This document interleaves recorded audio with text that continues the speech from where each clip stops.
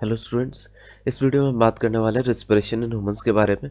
इस वीडियो में हम कुछ पर्टिकुलर टॉपिक्स को कवर करने वाले हैं, क्योंकि ह्यूमंस में जो होता है रिस्पिरेशन का प्रोसेस जो होता है काफ़ी कॉम्प्लेक्स होता है। टाइप्स ऑफ रेस्पिरेशन की अगर बात करें ह्यूमंस में, उसको हम कवर करने वाले हैं। लैक्टिक एसिड का फॉर्मेशन जो होता है उसको कवर करने वाले हैं। पार्ट्स ऑफ रेस्पिरेटरी सिस्टम और mechanism of respiration, that is inhalation and exhalation. First of all, अगर रिस्पिरेशन की अगर बात करते हैं तो ह्यूमंस में या फिर जितने भी मल्टी सेलुलर जो ऑर्गेनिज्म है उनमें काफ़ी ज़्यादा ये कॉम्प्लेक्स प्रोसेस होता है, क्योंकि जो मल्टी सेलुलर होते हैं उनमें by the process of diffusion हम रेस्पिरेशन नहीं करा सकते। फर्स्ट डिमांड तो ये होता है कि एनर्जी का रिक्वायरमेंट जो होता है काफ़ी ज़्यादा हाई होता है, और सेकेंड अगर बात करें तो हमारे जितने भी सेल्स होते हैं वो सराउंडिंग में एक्सपोज नहीं होते, कांटेक्ट में नहीं होते सराउंडिंग एयर के। दैट्स वाई हम डिफ्यूज़न के प्रोसेस से रिस्पायर नहीं कर सकते, जिसके कारण हमारा जो रिस्पिरेशन का जो प्रोसेस है काफ़ी ज़्यादा कॉम्प्लेक्स है। यहाँ पे अगर टाइप्स की अगर बात करें तो हमारे अंदर भी दो तरीके के रिस्पिरेशन होते हैं, aerobic and anaerobic. Aerobic respiration की अगर बात करें तो सिंपली ये ऑक्सीजन के प्रेजेंस में होता है, यहाँ पे भी बहुत ज़्यादा एनर्जी रिलीज होता है, और साथ साथ यहाँ पे साइटोप्लाज्म और माइटोकॉन्ड्रिया में होता है। साइटोप्लाज्म की अगर बात करें तो साइटोप्लाज्म में ग्लाइकोलाइसिस और माइटोकॉन्ड्रिया में फर्दर एक्शंस होते रहते हैं। इसका ये मतलब नहीं है कि टोटल जो हमारा एक्शन होने वाला है एरोबिक रिस्पिरेशन में ये साइटोप्लाज्म में होगा, ऐसा कुछ भी नहीं है। साइटोप्लाज्म में एक स्टेप होता है, दैट इज ग्लाइकोलाइसिस, उसका फर्दर हमारा माइटोकॉन्ड्रिया में होता है। नेक्स्ट यहाँ पे एनारोबिक रिस्पिरेशन की अपन बात करें तो एनारोबिक रिस्पिरेशन जो होता है एब्सेंस ऑफ ऑक्सीजन में होता है, यहाँ पे काफ़ी कम अमाउंट ऑफ एनर्जी रिलीज होता है, और साथ साथ यहाँ पे बात करें तो लैक्टिक एसिड का भी फॉर्मेशन होता है हमारे मसल्स में। नेक्स्ट यहाँ पे बताए लैक्टिक एसिड जो होता है वो जब हमारे मसल में फॉर्मेशन होता है उसका, तो हेवी पेन होना स्टार्ट हो जाता है। अब इसके रीज़न की अगर बात करें तो इंटेंस एक्सरसाइज अगर हम कर लेते हैं तो हमारे मसल्स में जो होता है एनारोबिक रिस्पिरेशन होता है और लैक्टिक एसिड का फॉर्मेशन होता है।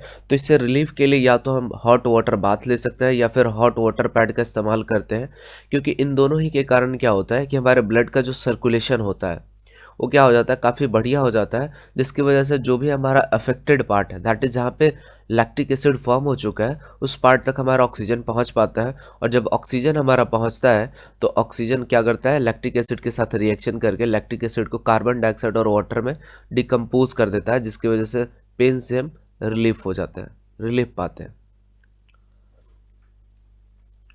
नेक्स्ट टाइम पे बात करें ह्यूमन रेस्पिरेटरी सिस्टम। तो human respiratory system that means respiration के लिए जिस ट्रैक का इस्तेमाल करते हैं, टोटल जो आता है हमारे फंक्शनिंग, उसको हम रेस्पिरेटरी सिस्टम बोलते हैं। अब रेस्पिरेटरी सिस्टम की अगर बात करें, ये टोटल हमारा रेस्पिरेटरी सिस्टम के ही अंदर आते हैं ये सारे पार्ट्स। एक एक करके इसको डिस्कस कर लेते हैं। हेड और नेक की अगर बात करें, हेड और नेक पोर्शन की अगर बात करें तो हेड और नेक पोर्शन में हमारा नेसल कैविटी, नॉस्ट्रिल और फेरिंग्स ये आते हैं। नेक और लंग्स की अगर बात करें तो larynx, epiglottis, trachea, bronchus, pleural cavity, right and left lung, alveoli. Next हमारा डायफ्राम। डायफ्राम की अगर बात करें तो ये मस्कुलर होता है, जस्ट बिलो लंग ये प्रेजेंट होता है। यहाँ पे सबसे पहले अगर बात कर लेते हैं हेड और नेक रीजन में, तो हेड और नेक रीजन में हमारा नॉस्ट्रिल प्रेजेंट होता है। नॉस्ट्रिल में अगर बात करें तो ये पेयर्स में होते हैं, और साथ साथ इसके अंदर क्या होता है, छोटे छोटे हेयर्स होते हैं और साथ साथ म्यूकस होता है ना। इनका काम क्या होता है कि जब हम इनहेल करते हैं एयर तो उसको बारीकी से फिल्टर आउट करना, ताकि कोई छोटे से छोटे पार्टिकल्स जो होते हैं वो हमारे लंग्स के अंदर ना चला जाए।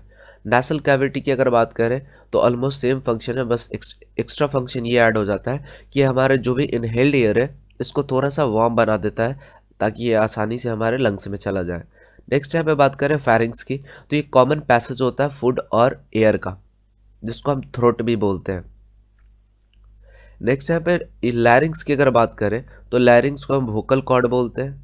अब वोकल कॉर्ड हमारे अंदर क्या होता है, वॉइस प्रोड्यूस करने के लिए प्रेजेंट होता है, तो ये भी हमारे इससे भी पैसेज का एयर का जो होता है पासिंग होता है, तो इसलिए इसको हम पढ़ते हैं। नेक्स्ट यहाँ पे बात करें एपिग्लॉटिस, तो एक फ्लैप लाइक स्ट्रक्चर होता है, इस तरीके का स्ट्रक्चर होता है जो हमारे फूड पाइप और जो भी हमारा विंड पाइप है इन दोनों को सेपरेट करता है, और ये जो एपिग्लॉटिस होता है लैरिंग्स से अटैच्ड होता है।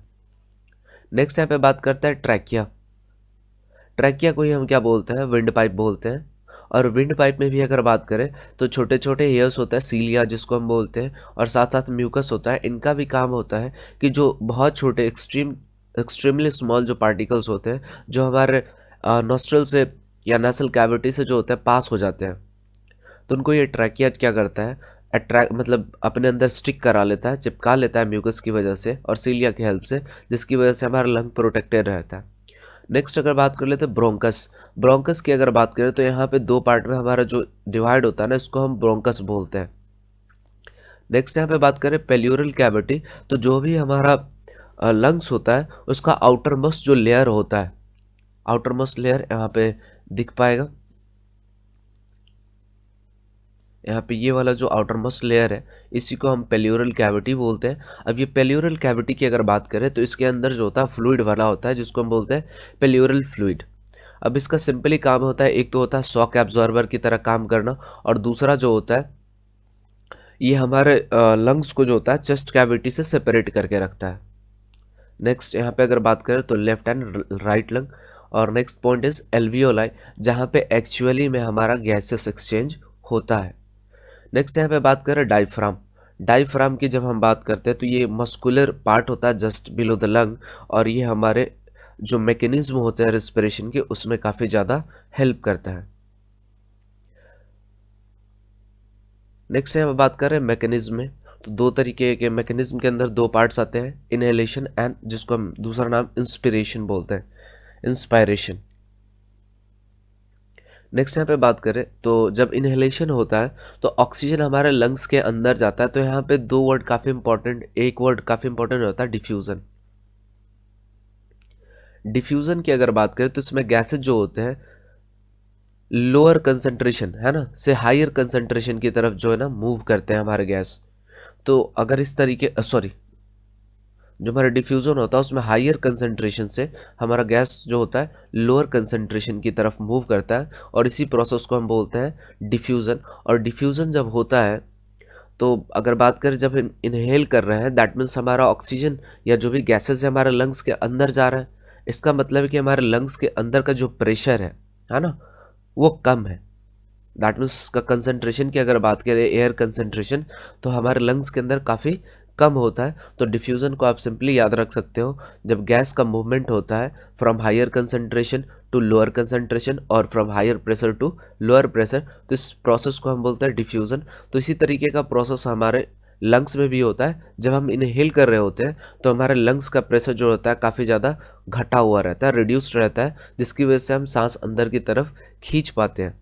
अब जब इनहेल करते हैं तो जो भी हमारा रिब्स है, दैट मीन्स चेस्ट कैविटी है, वो एक्सपैंड करता है, और जो भी हमारा रिब केज होता है ये ऊपर की तरफ उठता है। साथ साथ अगर बात करें तो डायफ्राम जो होता है, जब हम सांस अंदर की तरफ खींच रहे होते तो डायफ्राम हमारा किधर मूव करता है, नीचे की तरफ मूव करता है। नेक्स्ट हम यहाँ पे बात कर लेते हैं एक्सहेलेशन या एक्सपिरेशन, है ना, एक्सपायरेशन। यहाँ पे नेक्स्ट अगर बात करें तो यहाँ पे जो हमारा रिब होता है डाउनवर्ड मूव करता है। नेक्स्ट यहाँ पे बात करें तो चेस्ट कैविटी जो होता है वो कॉन्ट्रैक्ट अपने नॉर्मल पोजीशन में जाता है।